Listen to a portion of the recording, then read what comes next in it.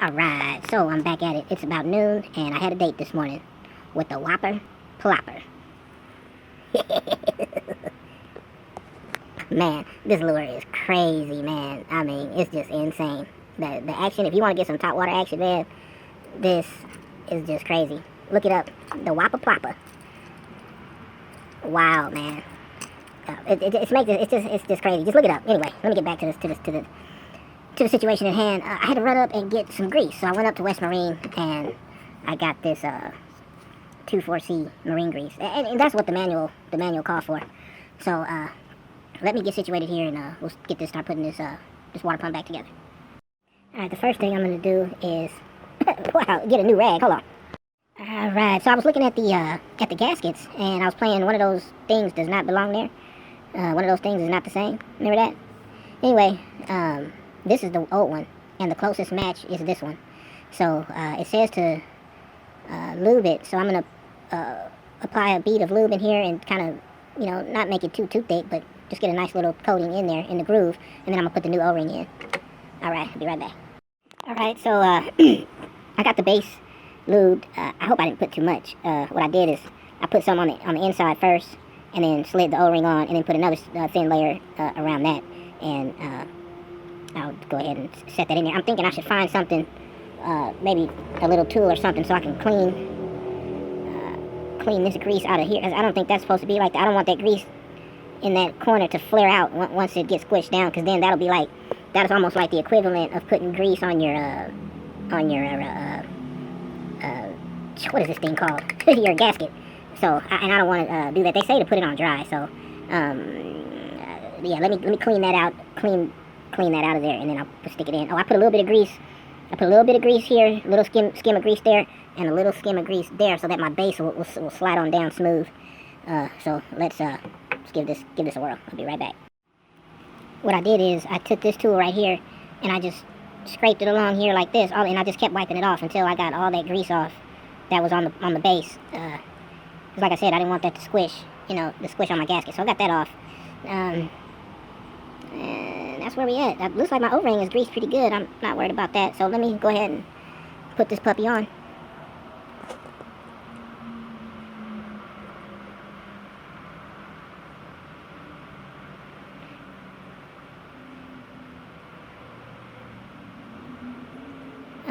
Okay, hold on.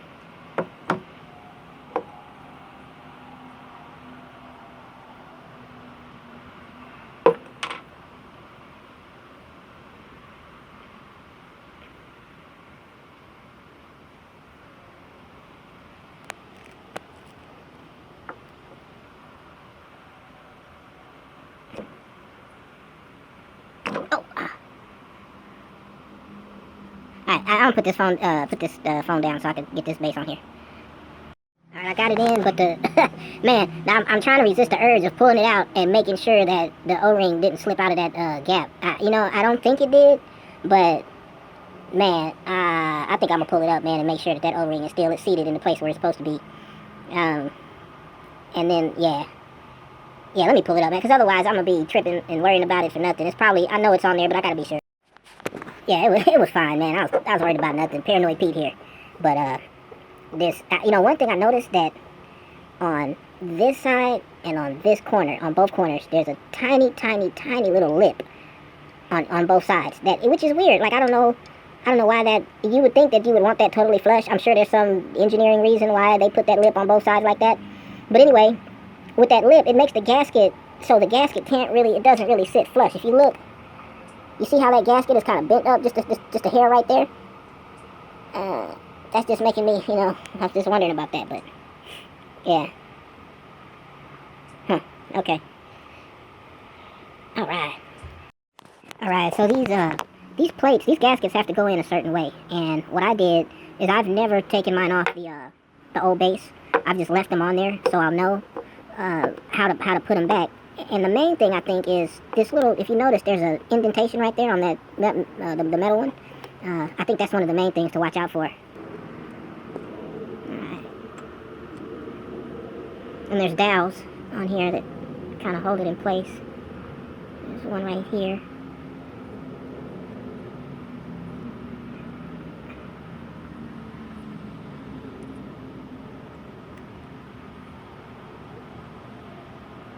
Okay. Now my metal piece goes on.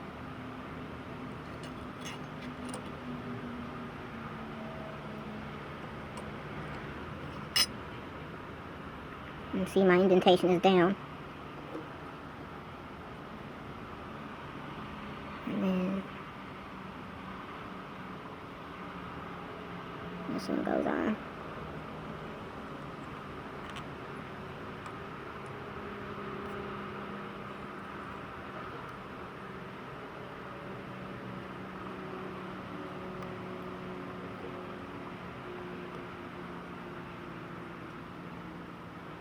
So the next thing I want to do is put some grease right here where the key goes. Okay. And that should hold the key in place. Hold on a minute, I gotta put this down so I can clean this key off. It's got some old grease on it. I just want to clean it before I put it on.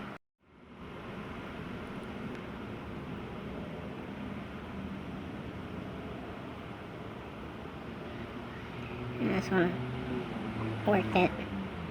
I'm going to add some grease to this whole area, but for now I just want to work that in there. I want that to stay right there.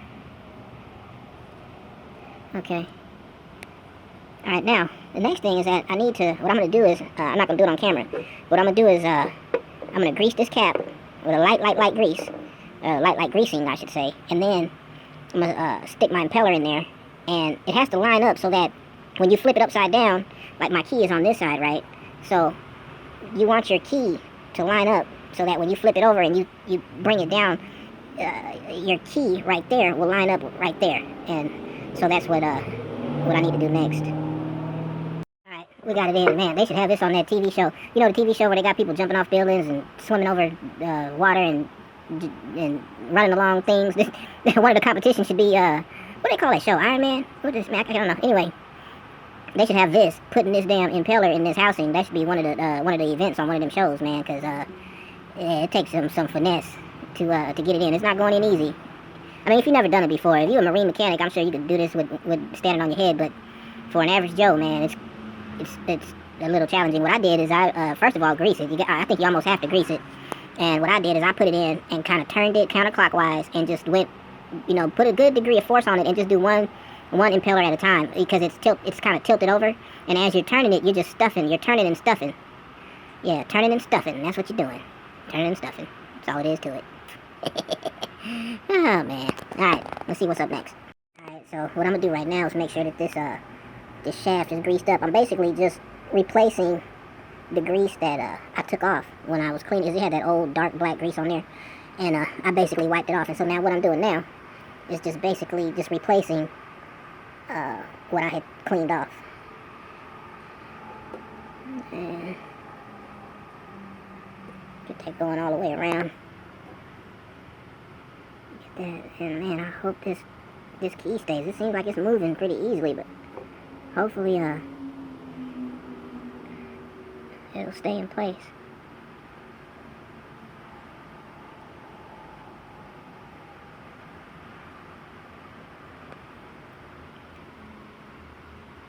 Alright, got that all greased up. Okay, now for the last thing, I want to just check and make sure that my key is going to line up with my, it looks about right. I think what I do is, once I get it on there and get it down, what I can do is, once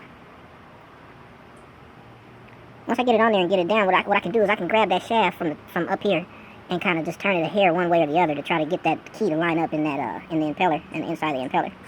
Oh, let's see how, and this isn't flush. Let me see. Yeah, it's not. I mean, I know it's going to draw down when you tighten it, but okay. Alright.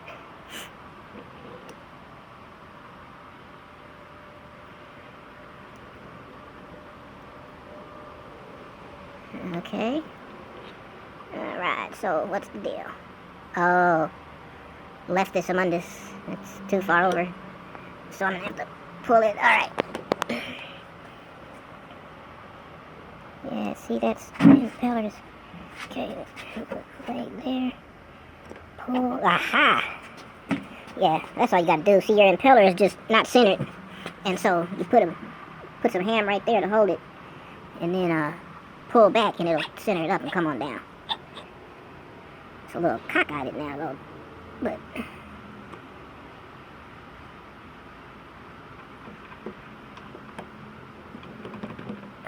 Okay, there we go. All right, man, that went on easy.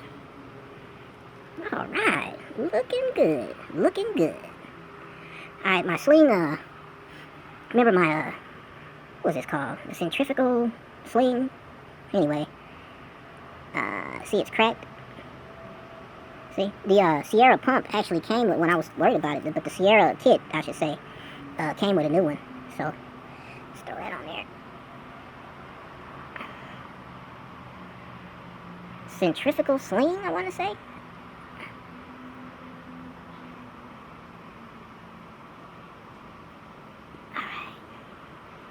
Got that on there. Okay. Alright, so what I did is I lifted up the back and tried to wiggle it down again, and I think what's going on is that the impeller is trying to squeeze out the cap, and that kind of, well, it looks pretty good now. It's down pretty good now, but I think what was happening is that impeller was squeezing out the bottom of the, squeezing out the cap and preventing the housing to seat all the way down. I think that's what it was, but it's on there pretty good now. So, I'm going to have to wait to move forward on this now because, I'm going to have to get Scott these nuts and washers. Well, not the washers, but the nuts. They go on at a certain, certain pressure. I think it's per inch, not per foot. I think, I got to look it up. But I think it's per inch. And because if you tighten your water pump down too tight, I think it'll crack or it'll break or something. It'll explode or something will happen. I can't remember what happened, but it's bad news to over tighten it. So we're gonna tighten it to what the manual calls for. I want to get all of this out. I got some Scotch Brite, Scotch Brite. I got some Scotch Brite. I'm gonna get in there with some Scotch Brite and get all this, start getting this prepped up to clean it. Yeah, I want to get all that white corrosion. The whitish, grayish looking stuff. Like this right here, I'm not worried about so much. But like this, where you see that kind of grayish white kind of fuzz, all that's got to go. I got to get that out of there so I can paint it. I don't know how much I'm going to get, but we'll soon see. The little repair here, man, it seems like it's hardened up. I mean, you're pushing on it, and it's not, we'll know better when I take it out. Oh, one thing I wanted to say before I start cleaning this outdrive, this gear housing, is that if you... The Dollar Tree scouring pads, they are not the same as Scotch Brite, dude. It's not. It's just not the same. So, but this is what I got. So this is what I'm gonna work with. I mean, it's okay, but it's not as abrasive as the real Scotch Brite. So let me see how clean I can get it with the 99-cent stuff. Oh yeah, so I got an early Christmas present. Big ups to Sierra. In with this kit came this little washer right here. This one had popped off, and I didn't even know this had came in there. I was like, oh, wait a minute. I think I got that in my kit. Looked in my kit, boom, there it was. I think I'm supposed to clean. I'm pretty sure I'm supposed. That looks. I can't tell if that's rust or some kind of sealant. So I'll take a picture and post it on the forum. Like some kind of rubber gasket or some type of gasket sealer or something like that. Maybe it doesn't look like. I don't think it's rust. Yes, it's not chalky. It's not chalky enough to be rust. So I'm gonna try to clean it out and see what's what, but at least I got the new gasket to put it in once I figure it out. So I'm gonna put this on here, take a picture, and post it on the forum. Alright, so the water pump nuts are supposed to be tightened down to between 60 and 80 inches for the torque. Now, the screw in the back is supposed to be between 30 and 40. Now my deal here only goes down to 60. So what I'm going to do for the nuts, I'm going to split the difference and tighten them at 70. And the 30 to 40 for this screw, man, I'm thinking that might just be a little touch bit more than hand tight. I got to figure out how. Let me tighten down these ones that I know I can do at 70, and then I'll figure out what I'm going to do with that screw. So we got these nuts on. What I did is I set the torque wrench to 60. By the time it beat, it ended up at like 64, 65. So we got these on, the nuts on good. But this screw, The torque wrench only goes down to 60. So, and this screw calls for 30 to 40 inches. So, man, I think what I'm gonna do is just tighten it, just get it to where it's just so the screw's not popped up. All right, let me keep on moving. You see the cleaning is going pretty well. There's some places I took off paint that I really didn't want to, but I had to get that white stuff out. That corrosion is just not good. I don't know. I don't know, man. I don't know if there's something I can get to spray on there or wipe it out so that I can prime, so that I can prime it. What I've been using is these little pipe things. These are just soft. They're not really doing much. It did a little bit of something in the hose. And I was trying to get in the corners with them, and all around these kind of areas. Getting that out. I gotta go get the compressor and start the compressor so I can blow this out. And then for the real bad spots, I was lightly using this cloth, this emery cloth, just barely, just trying to not take off any paint. And then I was using the wannabe Scotch-Brites. But yeah, this might be as good as this. I don't think it's gonna get too much better than that. I just need to figure out how I can get it good enough to where I can prime it and paint it.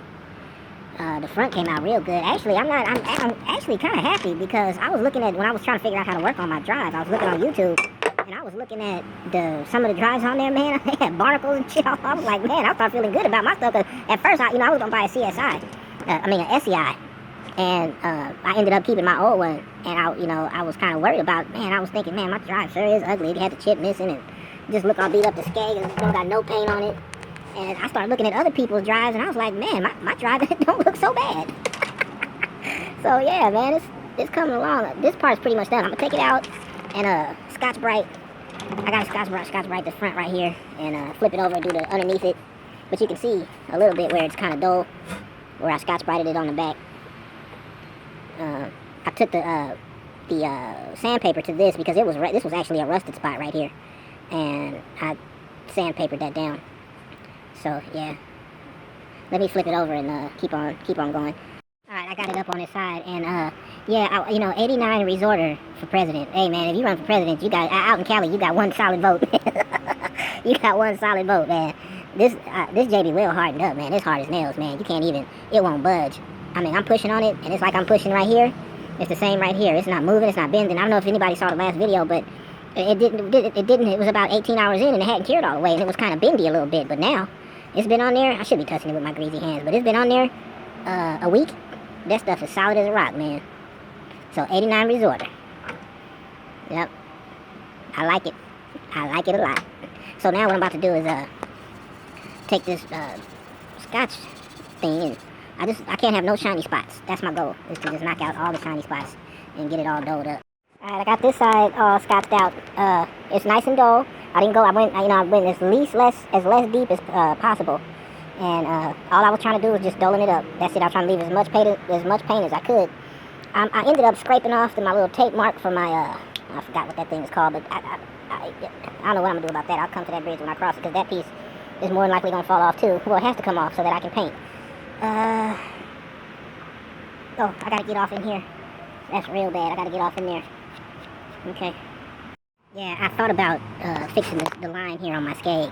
Now that since that came out so good, right? Now I'm thinking about doing this right here. This, and I probably don't need it, man. I don't have to do that. Waste of time of putting that on there and then sanding it down. And I don't know. At this very moment, I'm undecided. But yeah, skate rash or whatever you call it. I could totally fix that with JB Weld, for real. So I decided to do the skeg. I was imagining myself being at AMPM getting gas with the boat, and some chick rolls up and goes, "Oh wow, how did you get your skeg so straight? Man, that looks nice." Ain't nothing but a thing, baby. So I decided to fix it, man. You never know, that might really happen. Shoot, we'll find out. We'll find out after it's fixed.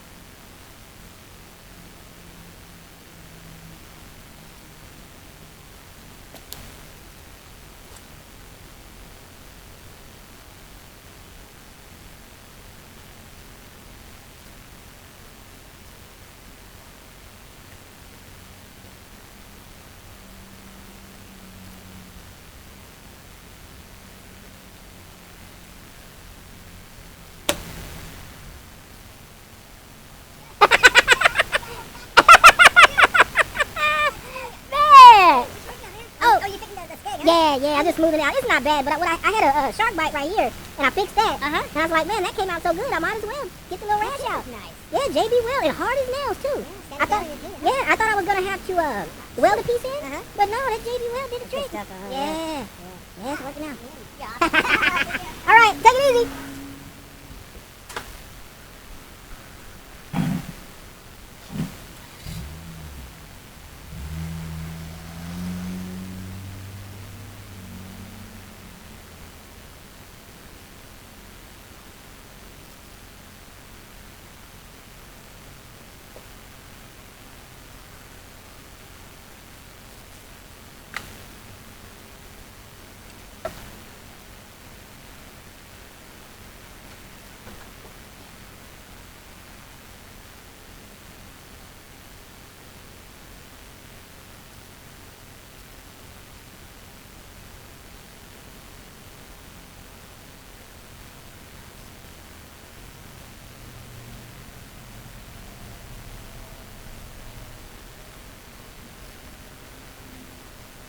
Alright, so I put this paper towel in there because I was leaking out a little bit of gear oil.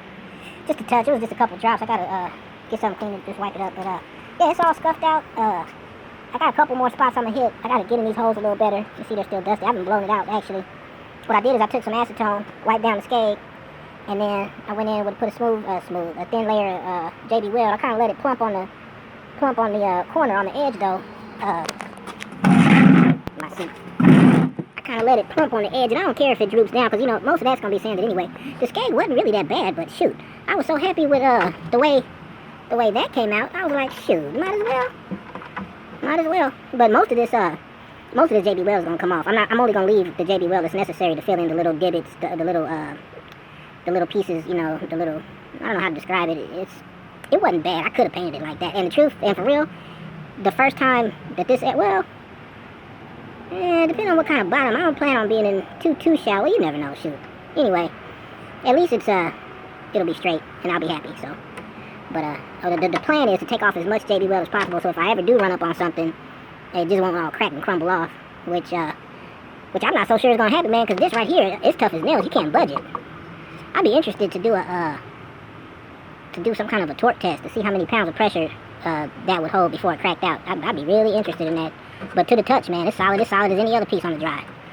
So I'm gonna let this kick as it were, and put it to the side and dig out my gimbal and start working on it. I got a lot to do on the gimbal, but this is pretty much ready to go. All I gotta do is sand that to shape the skate, and then I'm ready to primer. I don't know if I'm not sure if I want to primer the inside, but I'm gonna have to ask on the forums before I do it just to make sure that it's okay to do. There's a lot of, I want to primer and paint all of that. When I primer and paint the actual drive, I want to do all of that. But I just don't know how to get the rest of that stuff out. A lot of that's dust. I still have to blow, but a lot of it is still stuck on the wall because it's hard to get to. So we'll see what happens with that. But yeah, old Skageroonie, almost ready to be put back together, man. I mean, that would be the gearbox Rooney, almost ready to put back together. All right.